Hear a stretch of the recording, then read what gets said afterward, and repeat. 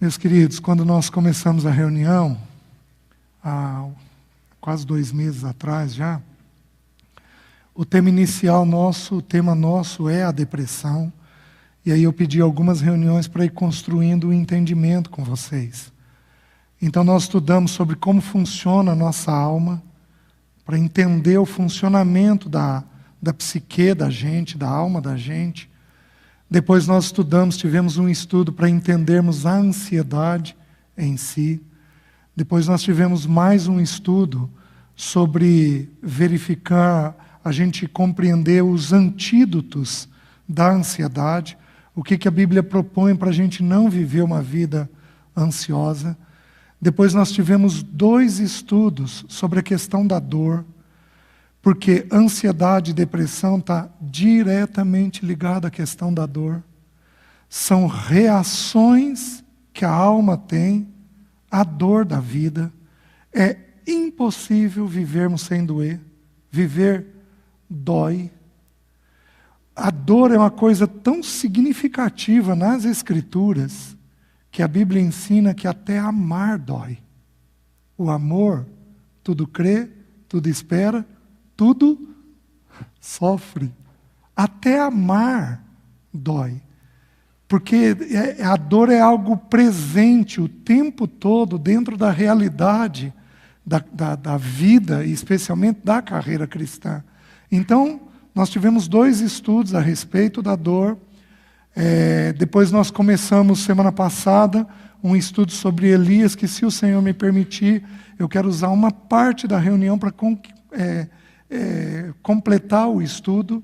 Nós vamos estudar a respeito, vamos terminar o estudo a respeito da depressão em si. E eu preciso gastar uns minutos com vocês.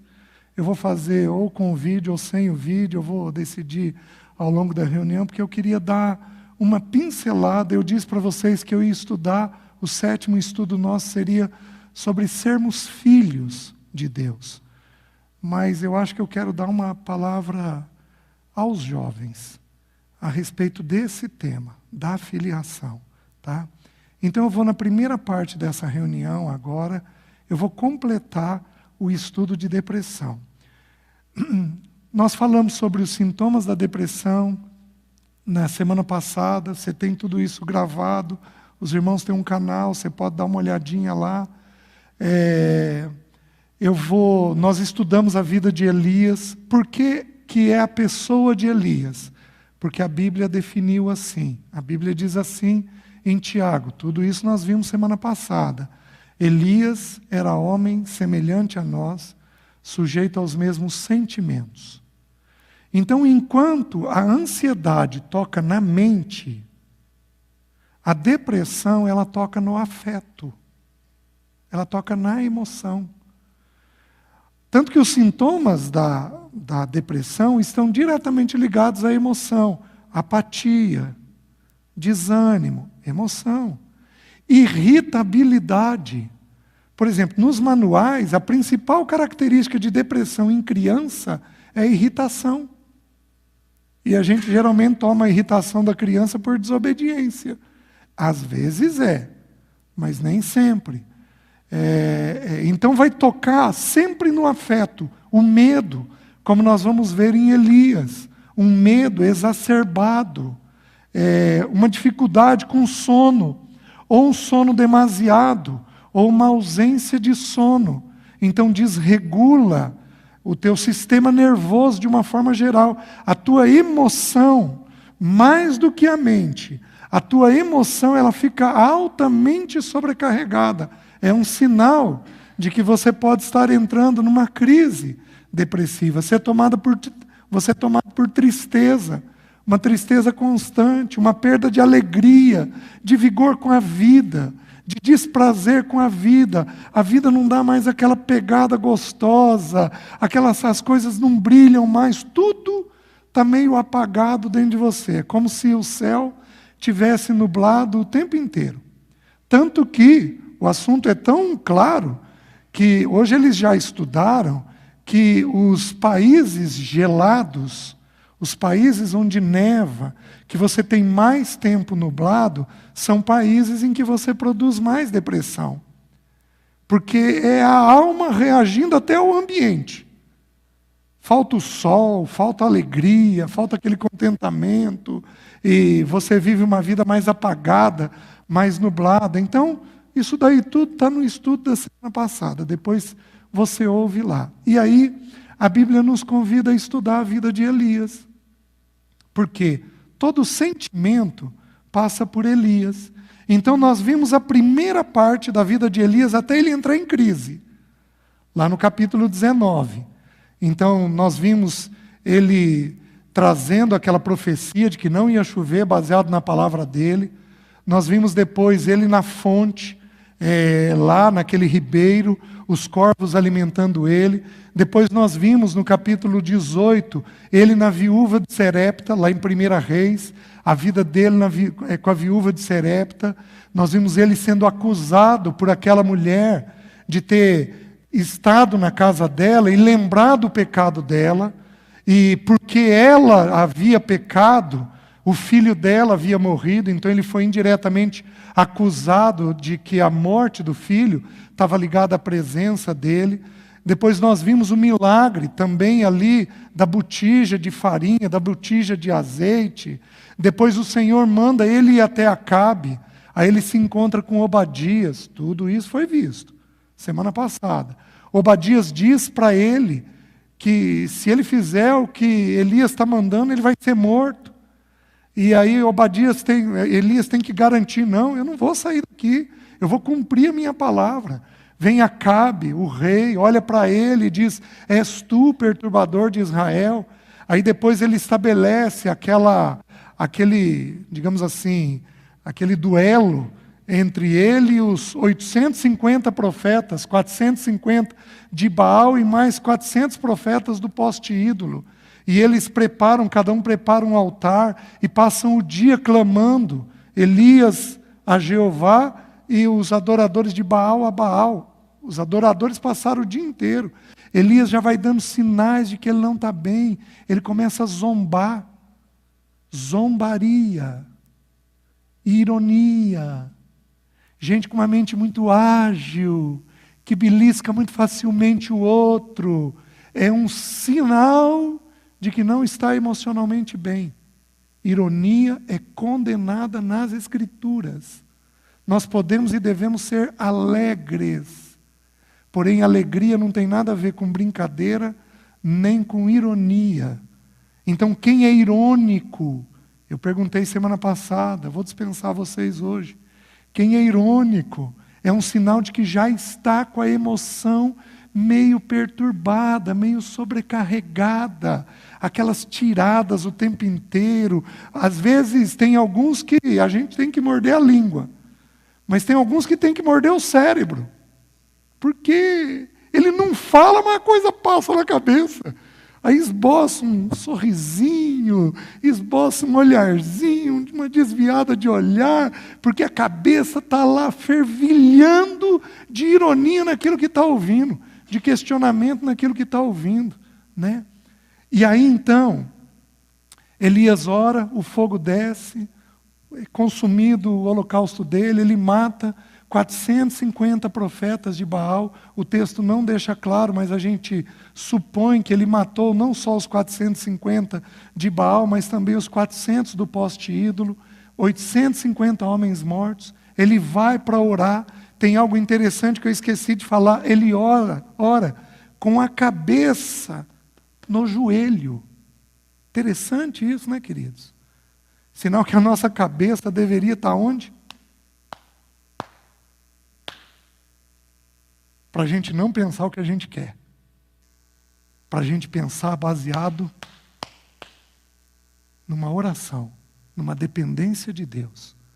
Elias ora com a cabeça enterrada entre os joelhos, ele clama 7 vezes, e aí vem aquela chuva, e ali ele corre 25 quilômetros, mais que a carruagem do rei. Ele chegou antes do rei. Então ele faz um esforço físico enorme. Nós vimos também o seguinte, que 3 coisas desengatilham crises de ansiedade e de depressão. Guarde isso na cabeça. Culpa. Quem aqui de tempo em tempo sente Culpa. Levanta a mão. Bem alto. Culpa. Primeira coisa que, se você não lidar bem, e se acentuar um pouco, você vai ter uma crise, ou de ansiedade ou de depressão. Segunda coisa, expectativa. Quem aqui fica cheio de expectativa na cabeça? Levanta a mão. Olha lá, um pouquinho mais de gente. Tem alguns que ainda não abaixaram a mão. Cai em todos os pontos, né? Expectativa, porque Provérbios, a Escritura confirma isso. A esperança que não vem faz adoecer o coração.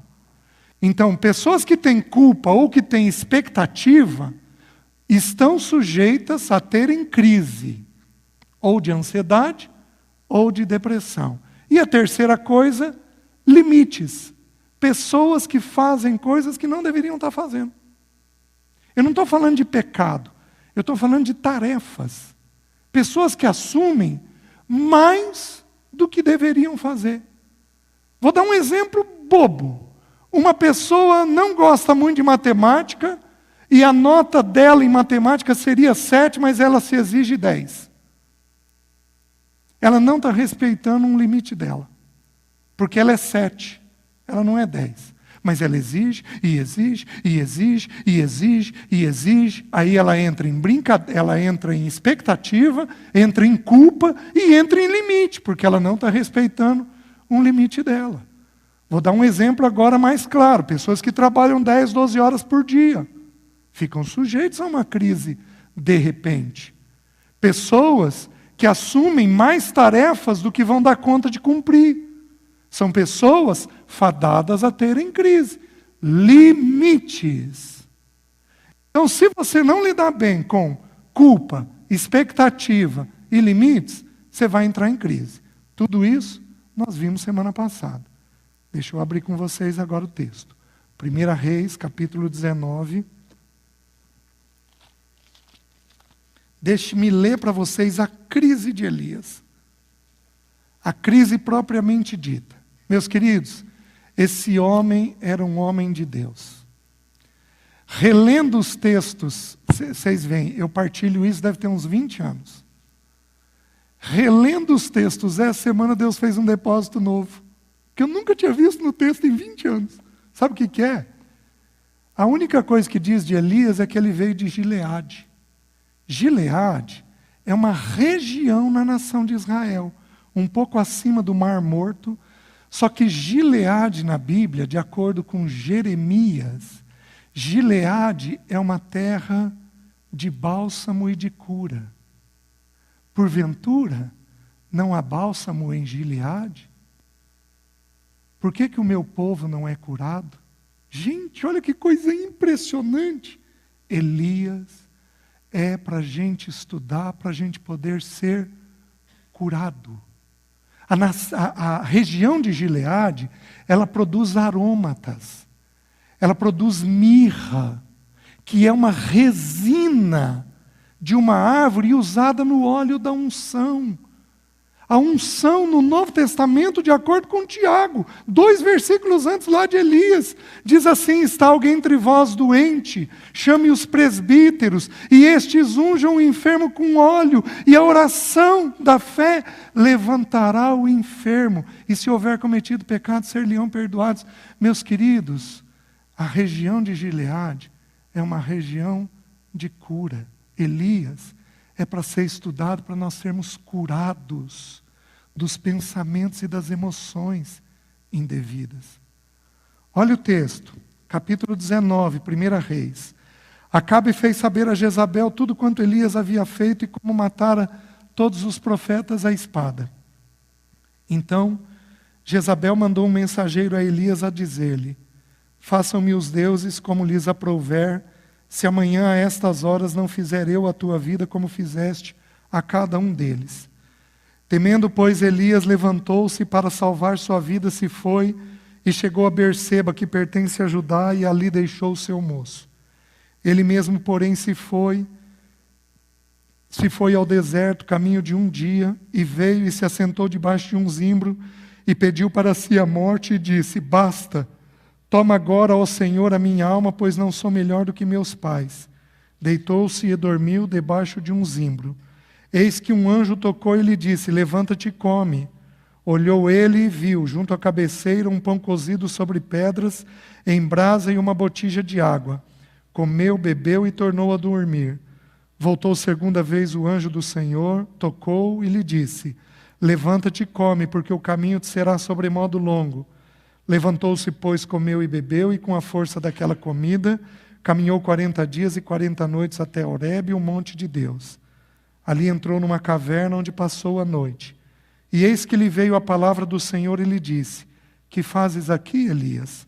Ele respondeu: tenho sido zeloso pelo Senhor, Deus dos exércitos, porque os filhos de Israel deixaram a tua aliança, derribaram os teus altares e mataram os teus profetas à espada. E eu fiquei só e procuram tirar minha vida. Disse-lhe Deus: sai e põe-te neste monte perante o Senhor. Eis que passava o Senhor, e um grande e forte vento fendia os montes e despedaçava as penhas diante do Senhor, porém o Senhor não estava no vento. Depois do vento um terremoto, mas o Senhor não estava no terremoto. Depois do terremoto um fogo, mas o Senhor não estava no fogo. E depois do fogo um cicio tranquilo e suave. Ouvindo Elias, envolveu o rosto no seu manto e saindo pôs-se à entrada da caverna. Eis que lhe veio uma voz e lhe disse: que fazes aqui, Elias? Ele respondeu: tenho sido em extremo zeloso pelo Senhor Deus dos exércitos, porque os filhos de Israel deixaram a tua aliança, derribaram os teus altares e mataram os teus profetas à espada. E eu fiquei só e procuram tirar minha vida.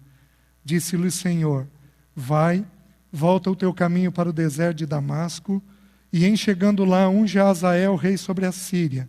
A Jeú, filho de Níncia, ungirás, rei sobre Israel. E também Eliseu, filho de Safate, de Abel-Meolá, ungirás profeta em teu lugar. Quem escapar à espada de Azael, Jeú matará. Quem escapar à espada de Jeú, Eliseu matará. Também conservei em Israel 7.000, todos os joelhos que não dobraram a Baal, e toda a boca que não o beijou. Meus queridos, crise vem de uma hora para outra. Elias passou 3 anos e meio numa atividade intensa. Elias foi acusado de várias coisas. E nós não sabemos exatamente como ele respondeu a essas coisas. No caso da viúva, ele falou: Senhor, até a esta viúva afligiste. Então ele tinha um peso dentro dele. Elias passou alguns dias onde ele trabalhou demasiadamente.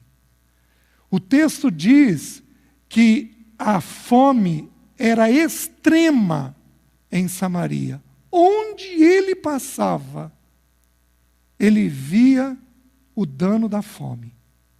Ele via animal morto, ele via ribeiro seco, ele via pessoas magras, ele via gente desesperada, ele via terra, ele via poeira, ele só via isso.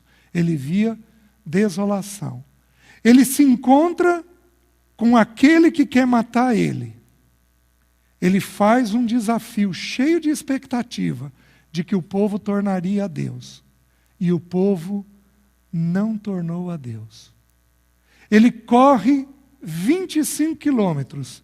Ele passa 3 anos e meio sobre uma atividade intensa. O que acontece? Chega um ponto em que ele não deu conta. Sabe quando você não tem uma noite boa? Sabe quando seu corpo começa a dar sinais estranhos?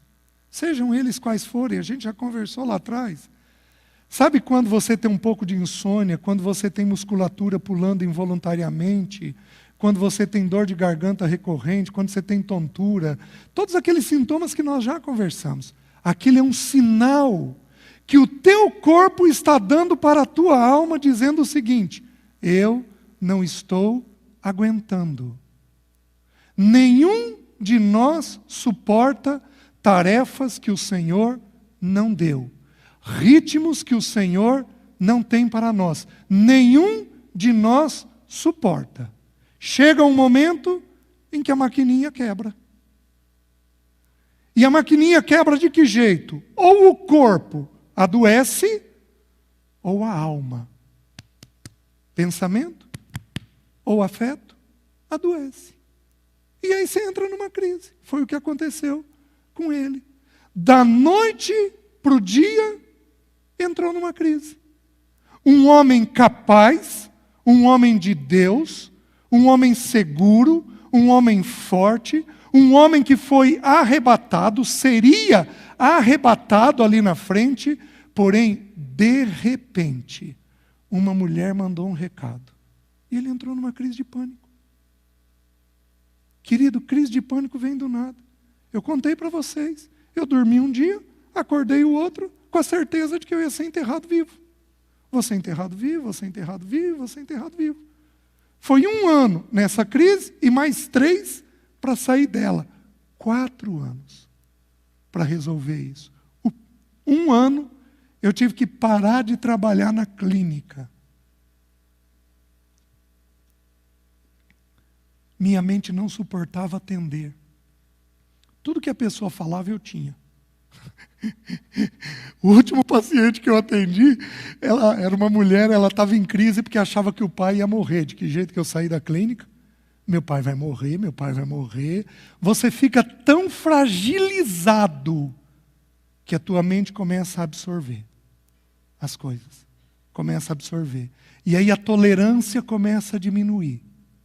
Pessoas reativas, pessoas irritadas, são pessoas que estão possivelmente saturando a alma.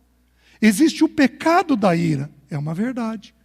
Mas algumas vezes o pecado da ira, da irritação, é um reflexo do fato de você estar sobrecarregado.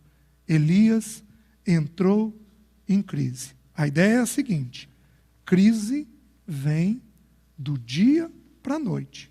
De repente, você acorda mal com alguma coisa. Então você passa a ter, no caso de Elias, ele teve uma crise de pânico. Ele teve medo de Jezabel. Agora, meus queridos, faz sentido? O dia anterior ele matou 450 profetas. Faz sentido ele ter medo do recado de uma mulher? É óbvio que não faz sentido. Por que que ele teve?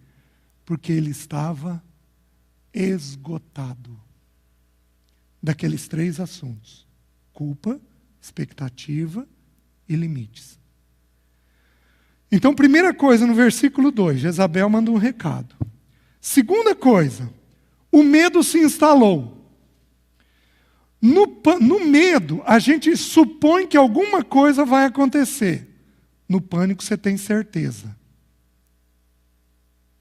Então, quem que não sobe num avião aqui completamente relaxado? Se você tem um mínimo de informação, você sabe que para subir, para descer, é a hora do risco. Certo? Quem que... Pode até ter alguém aqui que suba sossegado, mas via de regra não passa nenhum pensamentozinho na tua cabeça, porque qualquer um de nós que tem bom senso vai ter um ou outro pensamento, um medo. Mas no pânico, você faz o caminho de volta. Você pede para abrir a porta e desce. Você não dá conta de ficar. Vi isso vezes e mais vezes. Pessoas que não deram conta de entrar. Elias teve uma crise de pânico, de repente. O que eu estou sugerindo para vocês?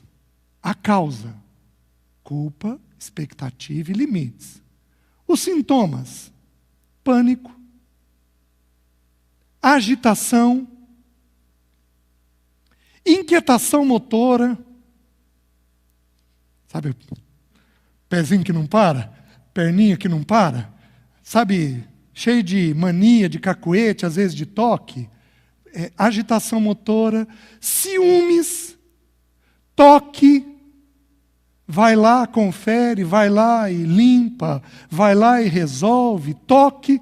Tudo isso é sintoma de que você está no caminho de uma crise. Não quer dizer que você vai cair, mas que você está no caminho de uma crise.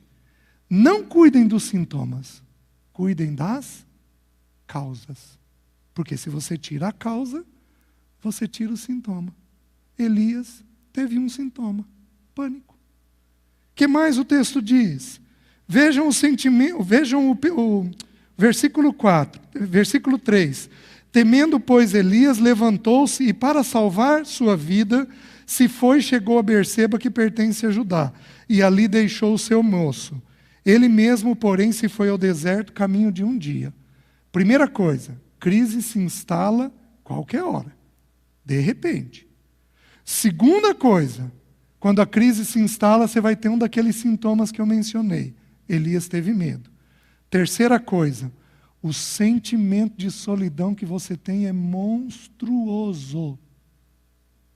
Parece que teu pai não te compreende, tua mãe não te compreende, tua amiga não te compreende, teu parceiro não te compreende, teu namorado não está entendendo o que você está falando.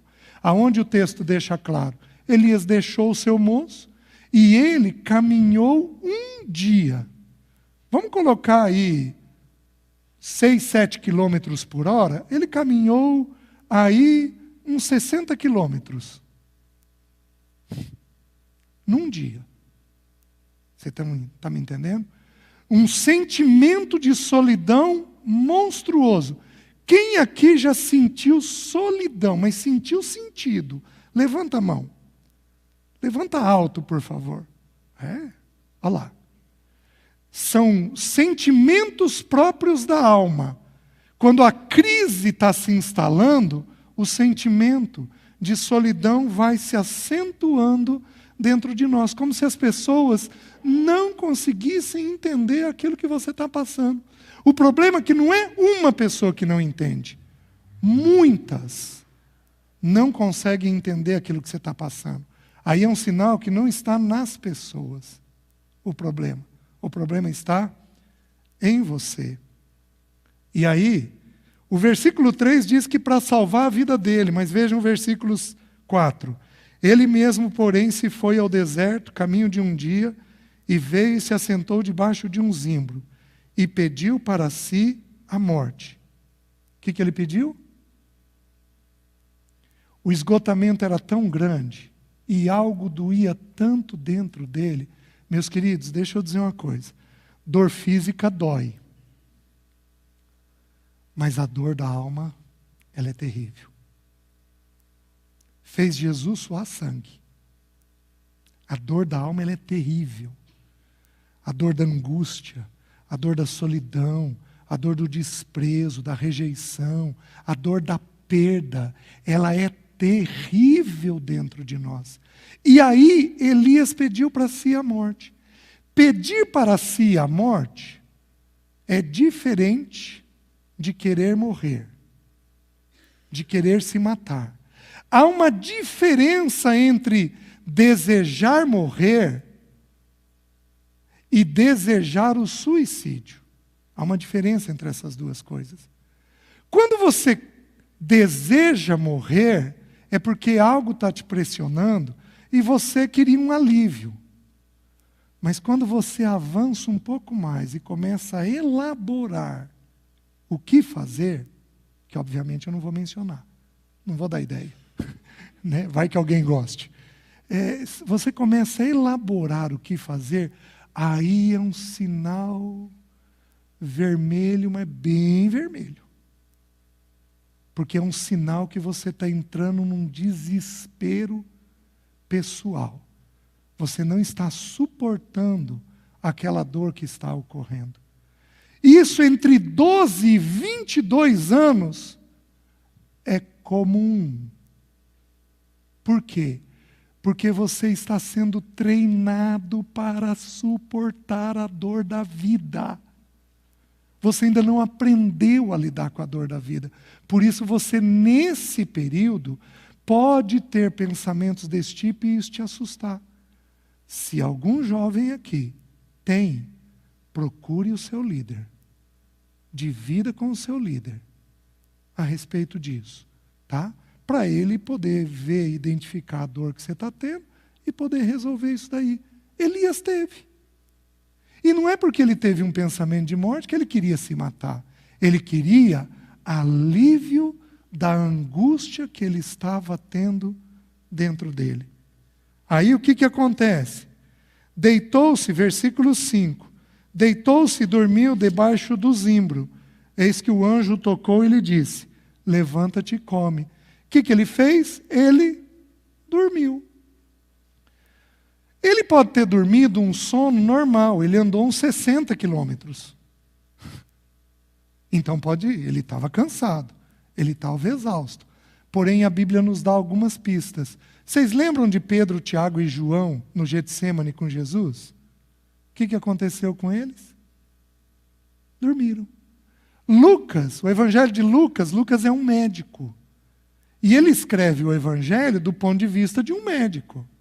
Ele vira e diz, lá no capítulo, se não me engano, 24, diz que eles, 22 o capítulo, que eles dormiram o sono da tristeza.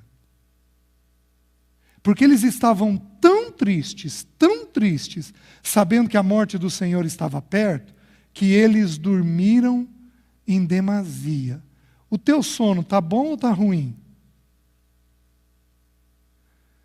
Não há coisa pior para um psicólogo ou para um psiquiatra do que o sono. Porque o sono vai agravar tudo. Se o teu sono não estiver bom, converse com os teus pais. Ou converse com o líder, para ver como é que você regula isso daí. Porque se o sono seu, tem alguns aqui que o sono pode ser um problema de hábito. Fica com o celular na cama, sim. Você vai levar, a hora que você desligar o celular, você vai levar 2 horas para dormir. Até o teu cérebro aquietar, não tem jeito. Você precisa ficar longe da luminosidade de tablet e celular, pelo menos de 2 a 3 horas antes de dormir. Estou acabando com a vida de vocês, né? Pelo menos, para você poder ter um sono de qualidade, um sono adequado. Porém, se o teu sono for um problema emocional, aí nós temos um problema. Por quê? Porque quem não dorme bem vai ter a cabeça pilhada de pensamento ruim. E aí você tem que resolver o problema do sono. O que o anjo fez? O anjo chega até Elias, falou, Elias, levanta e come. Aí o texto diz assim, o versículo 6, olhou ele e viu junto da cabeceira um pão cozido, sobre pedras em brasa e uma botija de água. Comeu, bebeu e tornou a dormir. Voltou 2ª vez o anjo do Senhor, tocou-lhe e lhe disse, levanta-te e come, porque o caminho te será sobremodo longo. Que verdades nós tiramos a respeito da crise nessa porção? Primeira, quem entrou em crise precisa cuidar em primeiro lugar do corpo. Você precisa refazer a máquina, o corpo. Tá? Se você não refizer o corpo, você não refaz a mente. A regra é, primeiro o físico, depois a emoção, depois o espírito. A regra é essa. Primeiro o físico, depois a emoção, depois o espírito. É difícil ministrar espiritualmente a alguém que não está dormindo. Ele precisa, primeiro, de dormir. E num dos estudos eu falei para vocês que a própria Bíblia, ela explica ela. É a Bíblia quem explica a Bíblia. Tudo que é repetido na Bíblia, em verdade, Simão, Simão, Marta, Marta, tudo que é repetido na Bíblia é um sinal de urgência. Aqui o anjo repete, 2ª vez. Quando você não está bem, a primeira coisa que você precisa fazer é cuidar do corpo. Você precisa comer, beber e dormir. Uma vez que fez isso, você vai cuidar do pensamento e do afeto. Fez isso, aí nós vamos fazer um depósito espiritual. Vocês estão entendendo? Queridos, o que eu ouço de jovens em crise, agora vocês sabem o que é triste? O que é triste é uma parte dos pais desses jovens, dizendo que é frescura, que crente não tem isso, que se ele é filho de Deus, ele não poderia estar sentindo aquelas coisas, que ele tem que largar a mão daquilo, que é pecado, que é demônio, qualquer coisa desse tipo. E o que eu estou tentando ensinar para vocês é que ansiedade e depressão, quando entra na crise, a primeira coisa que a gente cuida é do corpo. Depois do pensamento e da emoção, e então do aspecto espiritual. É assim que o anjo determinou. Outra coisa que o anjo falou, que é uma coisa extremamente curiosa, diz assim: porque o caminho te será sobremodo longo. E aí no versículo seguinte diz que Elias andou 40 dias e 40 noites. Queridos, prestem atenção no que a Bíblia está nos ensinando. Crise de ansiedade e de depressão tem prazo de validade. Essa é uma notícia excepcional. O que quer dizer prazo de validade? Tem data para começar e tem data para terminar. Sabe uma gripe? Quando você pega uma gripe, o vírus incuba e aí você vai ficando meio para baixo, mais desanimado, um pouco mais lento, até que você começa então a ter coriza, a espirrar, aí você vai ter um pouco de febre, aí você vai para a cama e vai ficar lá 4, 5 dias para melhorar. Adianta você fazer alguma coisa a mais para evitar aquilo? Não. Tem um ciclo que tem que ser completado. O vírus incuba e o vírus vai sair do teu organismo. Crise de depressão e de ansiedade é do mesmo jeito. Onde eu sei isso? O anjo disse: o caminho será sobremodo longo, e Elias andou 40 dias e 40 noites. Vamos de novo olhar as escrituras. O que é o número 40 na Bíblia? Na Bíblia, 40 representa um ciclo. Moisés ficou 40 anos no palácio de Faraó, 40 anos no deserto, 40 anos conduzindo o povo. 40 representa um ciclo. O Senhor ficou 40 dias jejuando e foi tentado pelo diabo. Um ciclo. O que é isso daqui? Isso daqui é um ciclo. Crise tem um período. A gente vai cuidando e ele vai sair. Se você não fizer nada, se a crise não for das mais graves e você não fizer nada, ela passa. Porém, ela vai reincidir. Então, ou você aprende a lidar com ela logo, ou ali na frente ela vai aparecer novamente. Quem aqui já teve crise de ansiedade? Levanta a mão. Levanta alto. Quem aqui já teve crise de depressão? Levanta a mão. Tá. Eu vou dizer sem medo de errar que o número está errado. Que tem mais pessoas que já tiveram e não conseguiram identificar que aquilo foi crise. Porque você não tem uma noção exata do que é crise. Tá?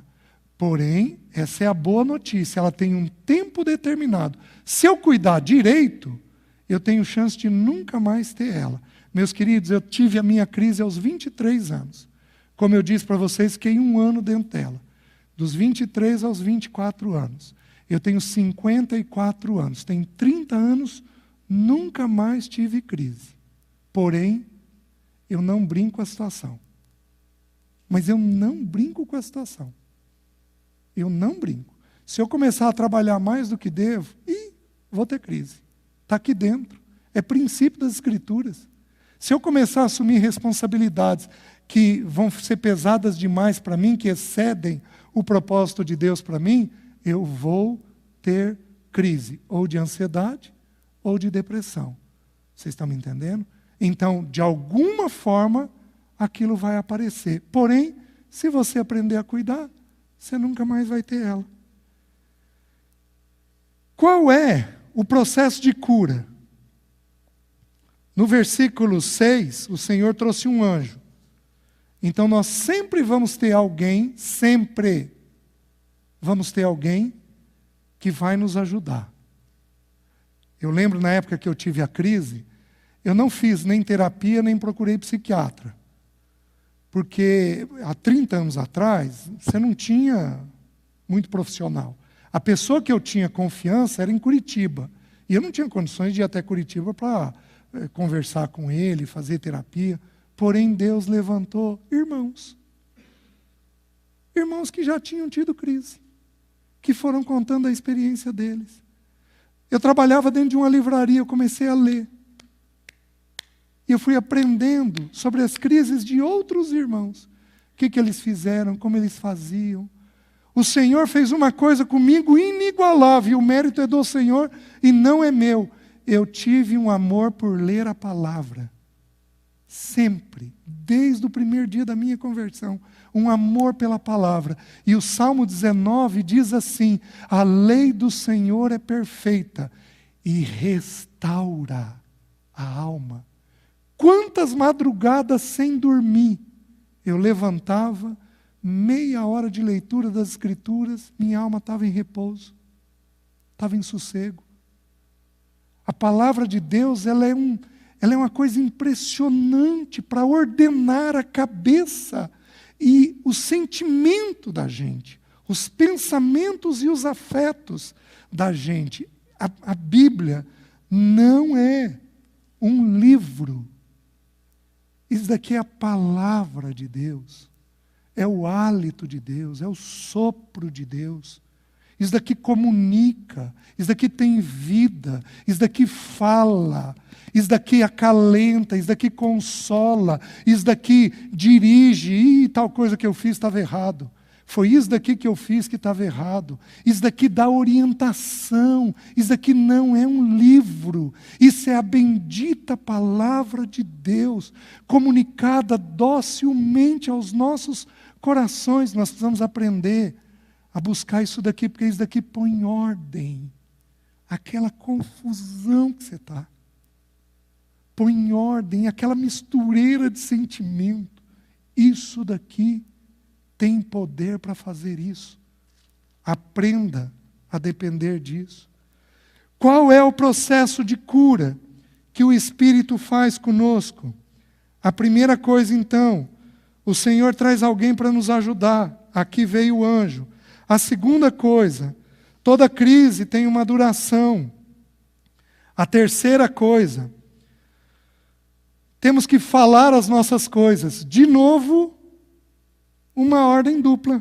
Olha o versículo 9 e o versículo 11. O Senhor mandou Elias até essa caverna lá no Monte Horebe. O Senhor, no 9, diz assim: ali entrou numa caverna, onde passou a noite. De novo, deixa eu explicar algo da crise. A crise é como uma caverna. O pessoal da Tailândia entendeu isso bem. Às vezes entra e a impressão que você tem é que não tem jeito de sair. Às vezes é uma caverna em U. Você não vê o fim dela nunca. Nunca. Isso demonstra como que é a crise. Gente, é desesperador. Crise de ansiedade, de depressão. É desesperador quando você tem. Então Elias entra numa caverna, mas o Senhor faz uma coisa com ele. O Senhor vira e diz assim: que fazes aqui, Elias? Meus queridos, por que Deus faz perguntas? Por que Deus faz perguntas se Ele sabe tudo? Não é meio estranho? Mas se Ele sabe, por que Ele está perguntando? Deus não pergunta para Ele saber. Deus pergunta para a gente saber. Porque quando você fala, você começa a compreender as coisas que estão dentro de você. É como se os teus pensamentos e as tuas emoções fossem um quebra-cabeça, todo desordenado. Quando você vai falando e ouvindo a voz do Senhor, o quebra-cabeça vai entrando no lugar. E você começa a entender o lugar que você está. Olha a pergunta que o Senhor fez. Que fazes aqui, Elias? Não tem jeito de sair de crise se você não falar aquilo que te incomoda. Você não vai sair da crise se você não falar. Vocês estão conseguindo entender? Você tem que pôr para fora o que está dentro de você. É tão interessante, a Bíblia ensina em 1 Coríntios 15 que o natural revela o espiritual. Se você comer uma comida estragada, qual o jeito mais rápido de você aliviar? E vomita. Está certo? O jeito mais rápido é pelo vômito. Você vai lá e alivia. Queridos, o natural revela o espiritual. Se você colocar um pensamento que Deus não tem para você, um afeto que Deus não tem para você, sabe qual é o jeito mais rápido de você aliviar? Falando com a pessoa certa. Tiago, ainda no texto de Elias, diz assim: confessai, pois, as vossas faltas uns aos outros, e orai uns pelos outros, para serdes curados. Não tem cura se você não falar. Você precisa aprender a falar aquilo que é problema dentro de você.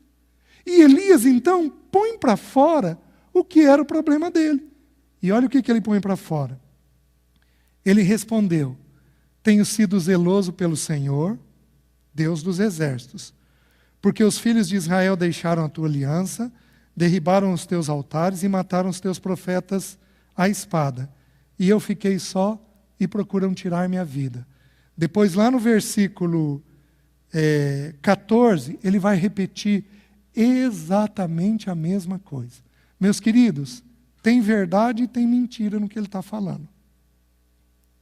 Tem verdade e tem mentira. Ele diz assim: tenho sido zeloso pelo Senhor Deus dos exércitos. Isso é uma verdade? É. Mas é para a gente falar bem da gente mesmo? Sim ou não? Não. Provérbios 27, 2. Não seja a tua própria boca que te louve, e sim a de outrem. Possivelmente isso daqui demonstra a rigidez dele. Ele era um homem perfeccionista. Quem é perfeccionista aqui? Levanta alto a mão. Os perfeccionistas aqui são rígidos. Os perfeccionistas, por favor, decorem para amanhã de manhã.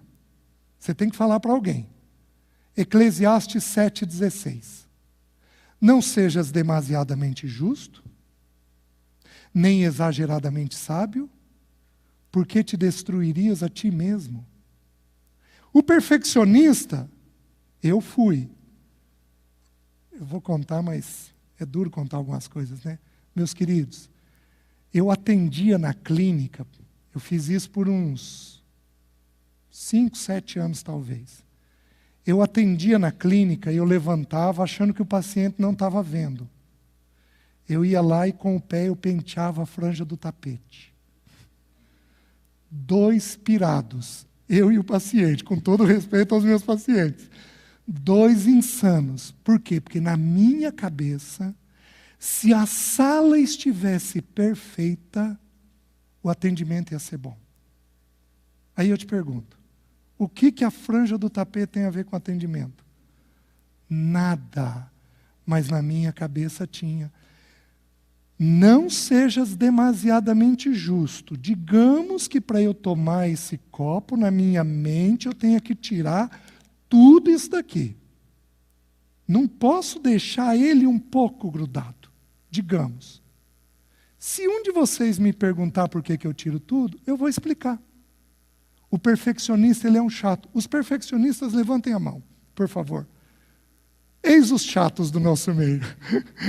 Com todo respeito.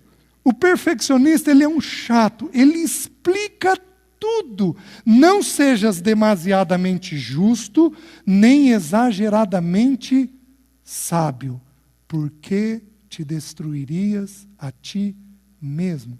Elias põe para fora a perfeição dele. A rigidez dele. Gente perfeccionista é gente que atropela os outros. O perfeccionista não vê a pessoa, o perfeccionista vê a tarefa. E aí ele vai atropelando as pessoas que estão perto dele. Oh, meus queridos, Elias era assim. Ele caiu em Eclesiastes 7,16. Por que te destruirias a ti mesmo? Os irmãos estão entendendo? Que mais nele? Ele diz, derribaram os teus altares, mataram os teus profetas à espada, e aí ele diz assim, e eu fiquei só. Mas ele tinha encontrado com Obadias. E Obadias tinha dito o que para ele alguns dias antes? Ninguém te informou o que eu fiz com os profetas do Senhor? Que eu separei 100 em 2 grupos de 50 e sustentei eles com pão e com água. Obadias tinha falado isso, mas ele não ouviu nada.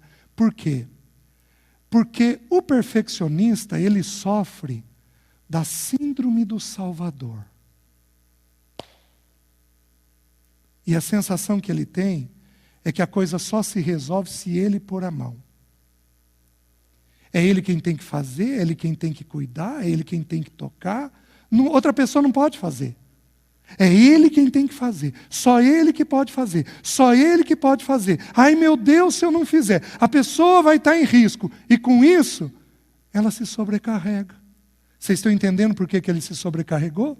Ele se sobrecarregou porque o perfeccionista tem a síndrome do Salvador. Sou eu quem tenho que ir e quem tenho que resolver. E meus queridos, louvado seja o nome do Senhor. Salvador tem só um. E o nome não é César. Não é Ricardo. Não é Wagner. Não é nenhum de nós. O nome é Jesus. As pessoas excedem nos limites. Exatamente porque elas estão achando que são elas quem tem que fazer tudo sozinhas. E esquecem que elas são pessoas com limites. Meus queridos, o primeiro ano de casamento meu, eu viajei quase todo fim de semana pela igreja. Você quer propósito mais nobre? Eu falava para jovens. Eu era presidente nacional dos jovens. Olha que título bonito. Viajava por tudo quanto é canto nas igrejas, partilhando para os jovens. Meus queridos, que insanidade. 1 ano depois tive que parar de atender. Porque fiz coisas que o Senhor não queria que eu fizesse. Você tem um limite mental e afetivo, corporal. Toma muito cuidado para não exceder o limite do teu corpo, não exceder o limite da tua mente e não exceder o limite do teu afeto. Hoje eu faço uma coisa interessante na clínica. Tem dias que eu ouço coisa que até para mim é pesado. Desmarco tudo e vou embora para casa. Vou embora para casa, vou abrir as escrituras, vou ficar com minha família, vou achar uma forma de relaxar, vou andar no final do dia para liberar a endorfina, porque tem coisa que é pesada para a gente. O Senhor faz ele falar. E quando o Senhor faz ele falar, ele começa a ouvir a voz do Senhor. Mas é interessante que a audição dele não é boa. Porque o texto diz assim, olha o exagerado. Versículo 11. Disse-lhe Deus, sai e põe-te neste monte perante o Senhor. Eis que passava o Senhor, e um grande e forte vento fendia os montes, e despedaçava as penhas diante do Senhor. Porém o Senhor não estava no vento. Depois do vento um terremoto, mas o Senhor não estava no terremoto. Depois do terremoto um fogo, mas o Senhor não estava no fogo.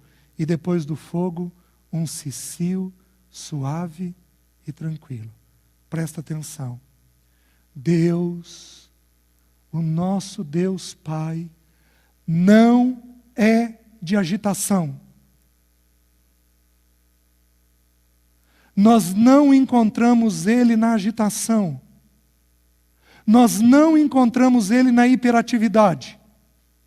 Nós não encontramos Ele naquela coisa louca, fazendo um monte de coisa ao mesmo tempo. Nós não encontramos Ele lá. Porque Deus é um Deus de um cicio suave e tranquilo. Deus não é de agitação. Aquietai-vos e sabei que eu sou Deus. Sou exaltado na terra, sou exaltado entre as nações. Não há outra forma de conhecer Deus senão na quietude. O que Deus faz com alguns de nós? Tem que permitir uma crise. senão a gente não para. Senão a gente não sossega, a gente não encontra descanso e a gente não encontra o caminho do Senhor. Meus queridos, Deus é encontrado não no terremoto, não no vento, não no fogo. Deus é encontrado no cicio suave. O que Deus queria fazer com Elias? Aquietar ele. Aquietar ele. Ensinar ele a ouvir de um jeito tranquilo. E crise de ansiedade, de depressão, tem a finalidade de aquietar a nossa alma. Vocês estão entendendo?